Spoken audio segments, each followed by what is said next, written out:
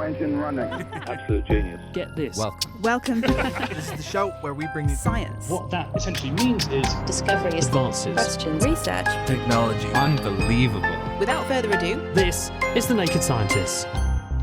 Hello and welcome to The Naked Scientists, the show where we bring you the latest breakthroughs in science, technology and medicine, with me, James Titko. Modern medicine has given many of us the gift of much longer lives, but should it also be providing us with the option of a more comfortable death? That's the argument of those who are in favour of a change in the law on assisted dying here in the UK, which we'll be exploring today.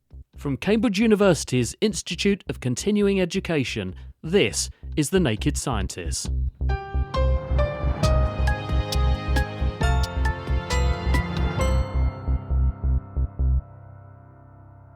The debate around whether assisted dying should be made legal in the UK has made front-page news following Dame Esther Rantzen's revelation that she has stage 4 lung cancer. The broadcaster told BBC Radio 4 that the current legislation needs a rethink and that she's decided to join an assisted dying clinic in Switzerland. I have joined Dignitas. I have, in my brain, thought, well, if the next scan says nothing's working, I might buzz off to Zurich. But, you know, it puts my family and friends in a difficult position because they would want to go with me. And that means that the police might prosecute them. So we've got to do something. At the moment, it's not really working, is it? Dame Esther Rantzen speaking to BBC Radio 4. As Dame Esther alludes to in that interview, assisting suicide is a crime in most parts of the UK, and it can even carry a custodial sentence. Although there is no such specific crime in Scotland, it is possible that helping a person to die can lead to prosecution. It means family members, friends and medical professionals could find themselves in the dock if they help someone to die. Campaigners say this is unjust and the law in the UK should be changed like it has been in Canada, parts of Australia and the United States. Jenny Carruthers is one of them, and I've been speaking with her. My cancer was diagnosed as terminal 3 years ago, and I've had a checkered journey. I've been a medical professional and I've cared for my partner through his terminal illness. So I have seen different sides of the debate. I think it is very different when you look from a personal perspective. The debate as an abstract, when it's about the ethics, is a really wide one, a really important one, but your perspective changes when it becomes personal. And for me, watching my partner, we had amazing palliative care help, but there were things they couldn't do. And it was enormously difficult for myself. I had young children at the time. Hearing him in agony and being unable to help, they couldn't really mitigate his pain. His cancer spread to his bones, which is the same spread that I've got. So I kind of understand where I'm heading and the potential for me to endure the kind of pain that he had. I mean, we're on different treatments and my current treatment's amazing, but I am vaguely aware of how difficult it might get, as are my children, and the options for me are limited. You know, either I endure what he did or I leave my children and go abroad and find a little bit of peace earlier, or think about other options, and none of them are very palatable. You speak, Jenny, on experiences that are, are unimaginably difficult. This built on experiences. You mentioned your time as a medical professional yourself, providing, am I right in saying, this sort of end-of-life care for other patients. What are your memories of treating those people? Yeah, I worked in an acute gastro ward as a carer, so it was very much hands-on patient care. And some of those patients were end-of-life. They had very serious gastro problems. And it was very difficult for families coming in. You've got 6 patients in a bay, so there wasn't a lot of privacy. You can make them as comfortable as you can. You can't always give them the privacy of a side room.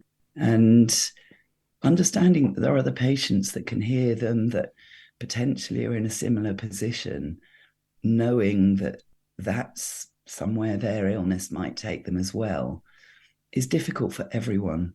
And obviously, I'm not a doctor. I don't administer medicine, or I didn't. But asking people to do things, asking people, is there anything else that we can provide? And knowing that really within our system, there isn't anything else that you can do to alleviate that pain. It's very wearing, very emotionally tiring for everyone who provides care. So, yeah, our system has limitations. And if we could change the law, if it was possible, it would give people more dignity, not to be able to make the choice personally to do that for myself or for my partner to do that for himself.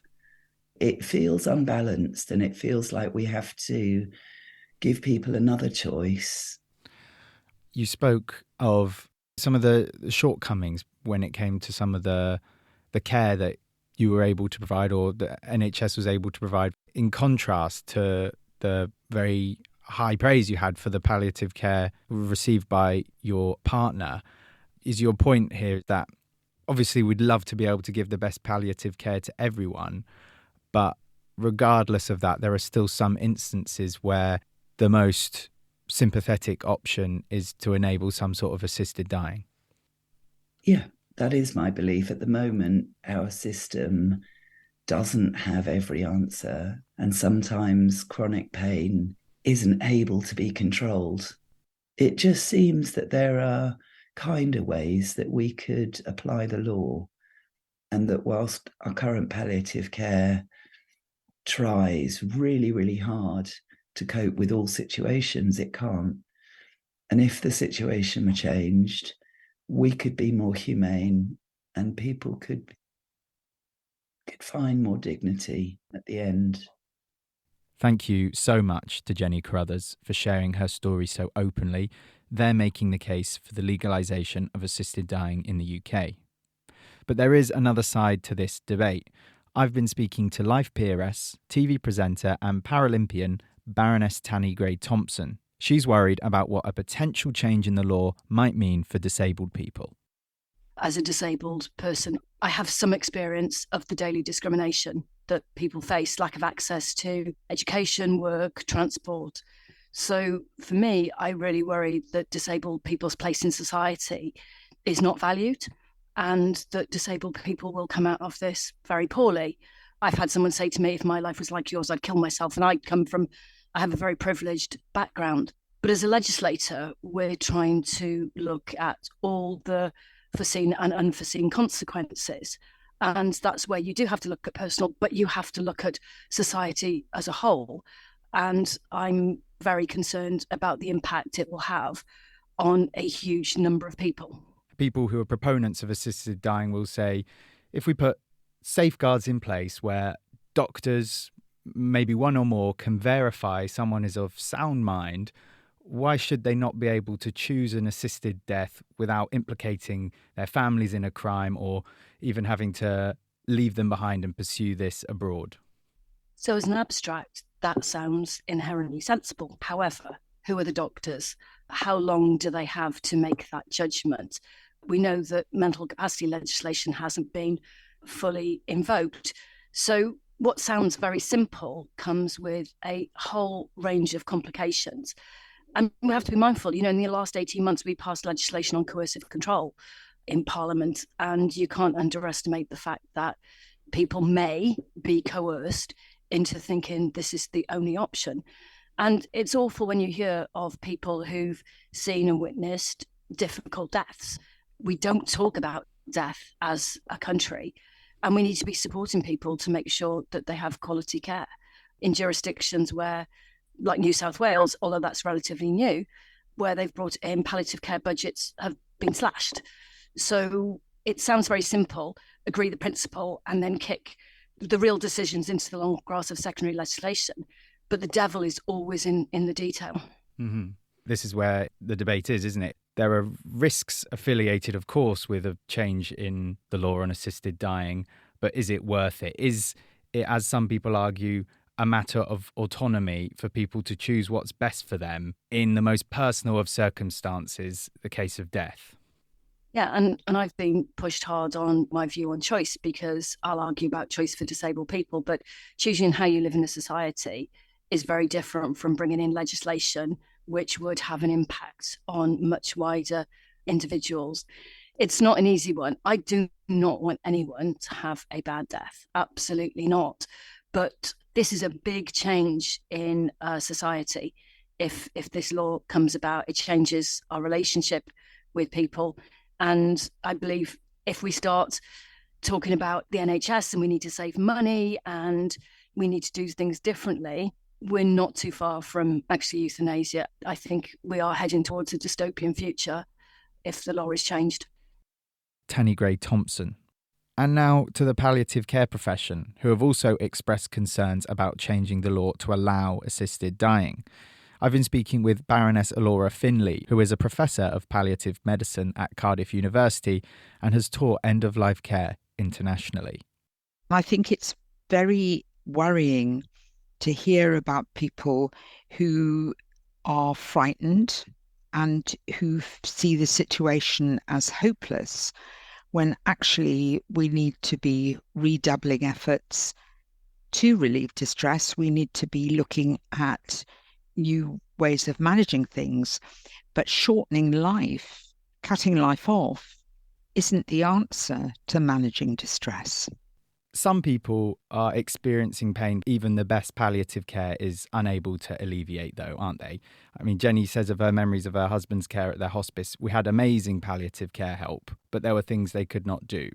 I think when you look at what has happened in other countries that have changed the law on this, you find that there isn't less pain. In fact, the evidence is that the symptom control, unrelieved symptoms, is worse. And I think it becomes dangerously easy to think that death is a shortcut rather than actually saying, let's look again, what else should we be doing? When you look at the data from Canada, it shows that the percentage of people who are accessing palliative care has dropped over time. Euthanasia has become normalized, so they get euthanasia, but they're not getting the palliative care options. And actually, we don't even know what the quality of palliative care is overall. Another element of this debate is if you decide assisted dying should be legal in instances where a person is in severe, seemingly untreatable pain, why draw a distinction between people for whom the prognosis is terminal and for those it isn't? I'm thinking of something like severe depression, for example. Legal lines have to be drawn somewhere, and you're of the opinion that where the current law lies in this country is, on balance, for the best. The difficulty is that you can't predict prognosis. Anyone who pretends that they can say someone has a prognosis of 6 months, they're just guessing. You cannot predict how long someone has to live. Some people die much more quickly, others live remarkably much longer. The other thing is that different diseases and disease conditions change and move on. But yes, you're right, there are people with long-term severe chronic pain, and it may take some years for them to adapt. The person who's been in a terrible accident, lost limbs, it may take a long time for them to find a new way of moving forwards. But what you have to ask yourself is, what's society's duty to people? Are we there to support people and help them through? Or are we saying, well, you're in despair and we'll give up on you, basically?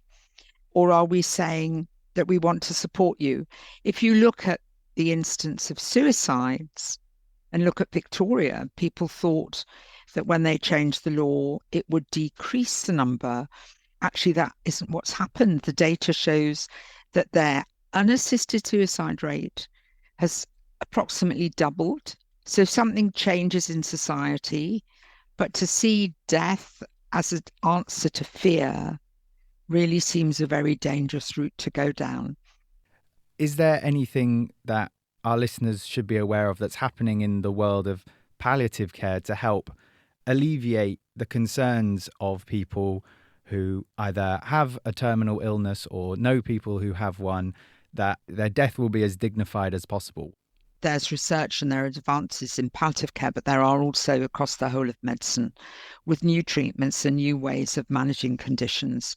And some of those have really revolutionized conditions. But the other thing that people need to be aware of is that ending life is not simple. The drugs that are used have not been approved anywhere.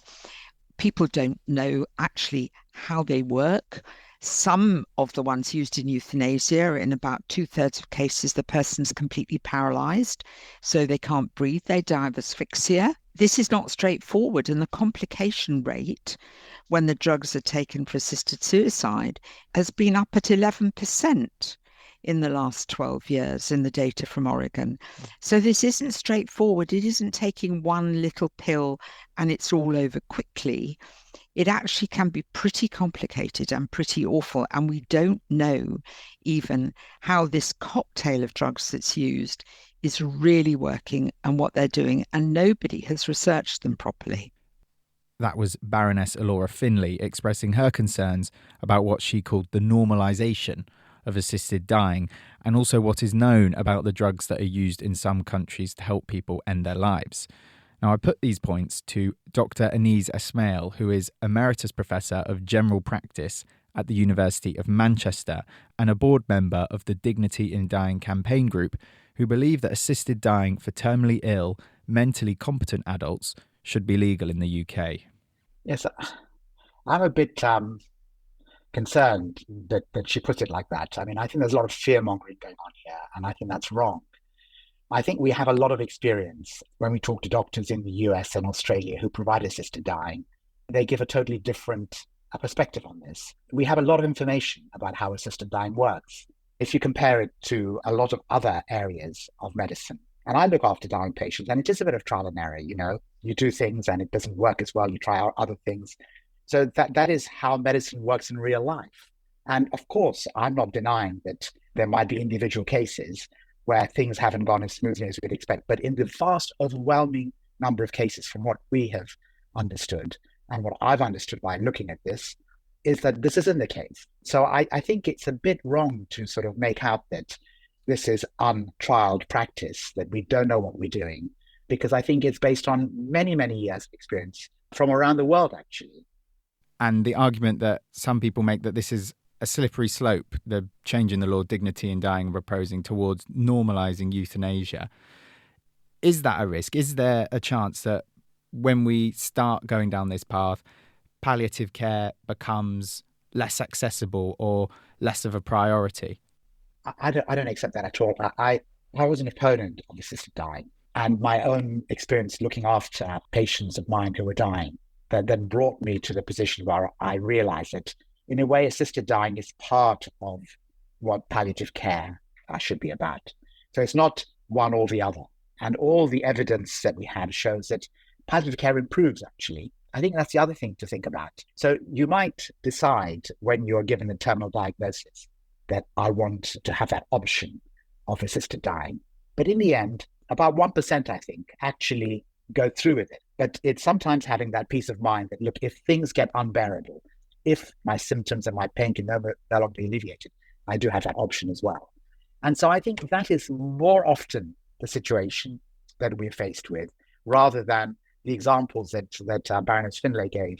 You know, someone who has a catastrophic accident and then decides they want to end their life. I don't think that we have ever talked about it in those ways. I'm talking about people who are coming to the end of their life. They're going to be dying, typically, in my experience, within a few weeks, and they are having unbearable suffering.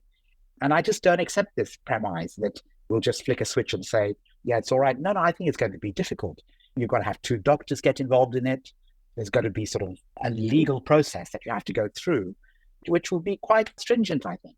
And I think that we can judge when you have a cancer with metastases, which have gone to your brain, to your liver, you know, you're going to die. And this idea that, you know, we don't know prognosis, well, I would say that the majority of doctors looking at people like that will tell you that you will probably die in the next 2 or 3 weeks. And we need to sit down and work on how we're going to do this. Call your family. Let's talk to everyone. Let's explain what's going to happen. But in this situation, there would have already been a discussion that, look, when you get to the point and you can no longer cope, and you have to let us know, and we can then do the next and final stage. Many thanks to Dr. Anees Esmail.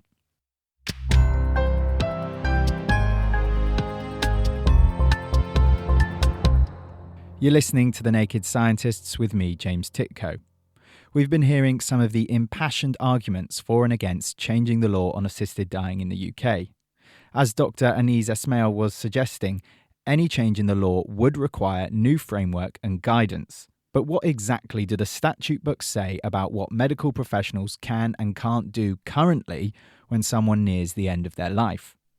Chris Smith has been speaking to Imogen Gould, a professor of medical law at the University of Oxford. One first principle is that people can never be compelled to have any form of treatment. So a person who has the capacity to make their own decisions can always simply say, I don't want to take that medication. And that may have all sorts of implications for them, one of them which might be that they then die. The other strand to that is doctors can never be compelled to give treatment that they consider not to be in someone's interests or that won't have any efficacy, that won't help them. And the doctor may take the view that actually there are no treatments left that they think will do anything that will help the person. And so in those situations, they don't have to treat them. These might be treatments that might have kept someone alive for a little bit longer, but they're extremely onerous, they're very burdensome and unpleasant. And the doctor might think, well, look, on balance, this is just not indicated in this case. From what you're saying, I could, as a doctor, elect to withdraw support. I could stop giving food and water to a person if I don't think that's in their best interest. But what I couldn't do then is to give them a massive dose of morphine and stop their heart, because it would amount to the same thing, but I would be actively doing something rather than actively not doing something. And although they amount to the same thing, legally that would be different then. Yes, absolutely. That you absolutely cannot do something that actively has the intention of ending somebody's life. But I cannot feed them and starve them to death. Yes, and that essentially is the nub of part of the euthanasia and assisted dying debate, is that some people take the view that those two things are actually morally equivalent. In fact, that it's worse to withdraw treatment from someone and withdraw support from them so that they die over a long period of time, rather than, as they often frame it, as the merciful thing of ending their lives more quickly. What do you see as the direction of travel? Do you think that we'll still be having this sort of debate in a decade? Or do you think that probably we will find ourselves in countries like the UK following countries like Switzerland, where there are opportunities for people to go down this path if they elect to do so? So I think we've been trying to travel down this path for at least 25 years. So there have been measures brought through Parliament multiple times to try to push in that direction. And they've all obviously failed because it's such a vexed debate. But what we do see at the moment is that the government has undertaken an inquiry and is continuing to undertake the inquiry into assisted dying. So I think there are steps forward towards either resolving the question in favour of changing the law or drawing a line under the debate and taking a position that it's been thoroughly investigated and the government will take a position. But which way it will go, I think, is very difficult to anticipate at this point, precisely because the arguments are quite finely balanced for and against. Imogen Gould from the University of Oxford there, explaining how, regardless of any proposed change in the law, the end of life is a very knotty matter legally and medically already. To round off the discussion today, we thought it sensible to speak with the British Medical Association, the trade union for doctors in the UK, given they have recently changed their stance on assisted dying from opposition to one of neutrality. Here's Dr. Andrew Green from the BMA's Ethics Committee. Back in 2020, we had one of the biggest surveys ever of medical opinion, which had almost 30,000 responses looking at doctors' attitude to physician-assisted dying. Now, in a nutshell, what our survey showed is that approximately 50% of doctors felt that there should be a change in the law to make this legal, with the other 50% either being opposed or being unsure. Those numbers, such a divide.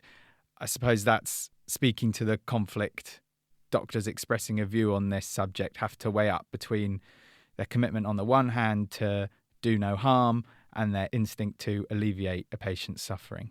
That's correct. And of course, faced with the diversity of opinion within the organisation, it made our traditional position of opposition really one that was difficult to hang on to. And that's why we changed towards one of neutrality. And of course, neutrality, an interesting concept. It doesn't mean in any way that we are disinterested. It doesn't limit our ability to speak out. All it means is that we believe that it's such a fundamental subject that the decision as to whether it should be legalised or not is one for the population as a whole. If society goes down this route, then we have very clear ideas about what would be required to make the system work for doctors and, as importantly, work well for patients. But it's not our decision to make. One of the issues you're going to have to grapple with, were the law to change, is how would this be implemented in the UK? Would this be a service that the NHS offered? Whether it's the NHS service we've not actually looked into or we've not formulated a specific opinion on, what we do feel very strongly about is that any service should be based on an opt-in model of delivery and not an opt-out. So in other words, participation in physician-assisted dying wouldn't be something that would just be expected of you as a doctor. It would be provided by doctors who'd taken an active interest in it and has actively opted in to provide the service. Now that has huge advantages for doctors because it takes the pressure off any doctors who feel that they couldn't participate. But also it would be really good for any patients who do want to access the service because they would be sure that they were engaging with doctors who were interested, who were properly trained, who were working within a proper service that would be resourced and accountable. And all of these things would provide protection not only to doctors, but also to patients. Dr. Andrew Green from the BMA, many thanks to him and to everyone who's contributed to our discussion, our exploration of the debate around assisted dying that will run and run, I'm sure, for a long time to come. Please do get in touch. I know many of you will have personal stories about this. You can tweet at Naked Scientists or email chris@nakedscientists.com. We'd love to hear from you. And join us next week when we'll be examining the medical profession's role in warfare. We'll be unpacking the history of surgery on the battlefield, hear from a retired 4-star general, a pioneer of war wound surgery, and the head of Médecins Sans Frontières in the UK. We do hope you can join us then. The Naked Scientists comes to you from the University of Cambridge's Institute of Continuing Education. It's supported by Rolls-Royce. I'm James Titko. Thanks for listening, and until next time, goodbye.